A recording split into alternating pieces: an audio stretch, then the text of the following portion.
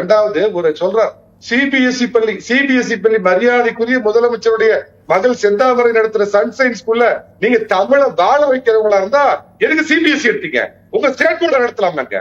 State போர்டை நடத்தி அதுல வந்து இருமொழி கொள்கை பண்ணலாமே. பொழைக்கிறதுக்கு மட்டும் உங்களுக்கு மும்மொழிகளும் அரசியலுக்கு வந்து உங்களுக்கு தமிழ் வேணும். கேடுகிட்ட நிலைப்பாடு. எதுக்கு சிபிஎஸ்இ எடுத்து சொல்லி உடனே மோடி வந்து குச்சி எடுத்துட்டு அடிச்சாரா இல்ல வாஜ்பாய் குச்சி எடுத்து அடிச்சாரா?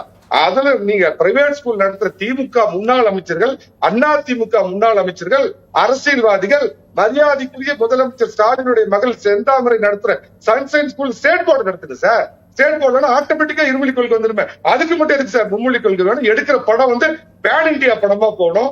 ஹிந்தியில அந்த படம் டப்பிங் பண்ணி கோடி கோடியா வசூல் இது பண்ணோம். ஆனா வசதி வாய்ப்பு இல்லாத சாதாரண தமிழ்நாட்டில் இருக்கிற தமிழக மக்கள் மாணாக்கர்கள் பாத்தீங்கன்னா மொழியை படிக்க கூடாதுன்னு ஏமாற்று அரசியல், கேவலமான அரசியல். இது எந்த காலத்துல இருக்குறீங்க? இத வந்து மக்கள் புரிஞ்சுக்குவாங்க. இத கையில் எடுத்தாலே போதும். திமுக கமுந்து தானா இருக்கிறது தெரியாம போயிருங்க.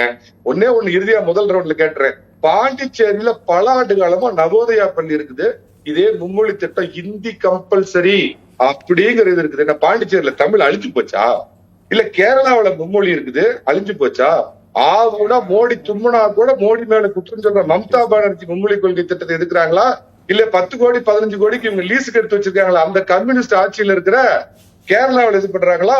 அங்க இல்லாததெல்லாம் சொல்லி இப்ப ஜெயிலுக்கு போக காத்துட்டு இருந்து தோத்து போய் ஒருத்தர் இருக்கிறார் கேஜ்ரிவால். அவரு என்ன மும்மொழி கொள்கையை எதுக்குறாரா?